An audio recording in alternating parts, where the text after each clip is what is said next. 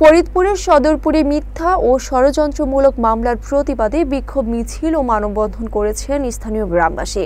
বুধবার বিকেলে ভাসানচর ইউনিয়নের মধ্য বাবুরচরে বিদ্যুৎ অফিসের সামনে ঘণ্টাব্যাপী এই মানববন্ধন অনুষ্ঠিত হয়। বক্তারা অভিযোগ করেন, সাবেক এমপি নিক্সন চৌধুরীর ঘনিষ্ঠ সহচর আলমগীর হোসেন দীর্ঘদিন ধরে এলাকার নারীদের উত্ত্যক্ত করে আসছেন এবং প্রবাসীদের স্ত্রীর সঙ্গে নানা কৌশলে অনৈতিক সম্পর্কে জড়িয়েছেন। কেউ প্রতিবাদ করলে তাদের বিরুদ্ধে মিথ্যা মামলা দিয়ে হয়রানি করা হতো।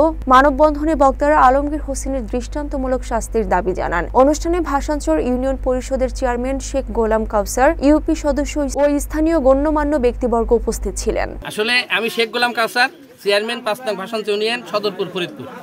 কোর্টের থেকে ভাসানচর ইউনিয়নে একটা তদন্ত আসছে, তদন্ত না, এটা মীমাংসার জন্য একটা নথি আমার কাছে পাঠাইছে, যার বাদী হইল আলমগীর হোসেন আর আসামি হলো ফরহাদ, শেখ মাসুদ আর পান্ডু। এই তিনজন হলো আসামি। আমার কাছে এই জিনিসটা জানার জন্য কোর্টের থেকে পাঠাইছে। আমি এসে জানলাম, আমি বাদী বিবাদী উভয়কেই নোটিশ করছি, দুইজনই থাকার কথা, কিন্তু বাদী নাই। আসামির পক্ষ এবং গ্রামবাসী সবাই আছে। আমি যতটুকু পাইলাম, গ্রামবাসীর তরফ থেকে একটা লোকও আসামিদের খারাপ বলে নাই।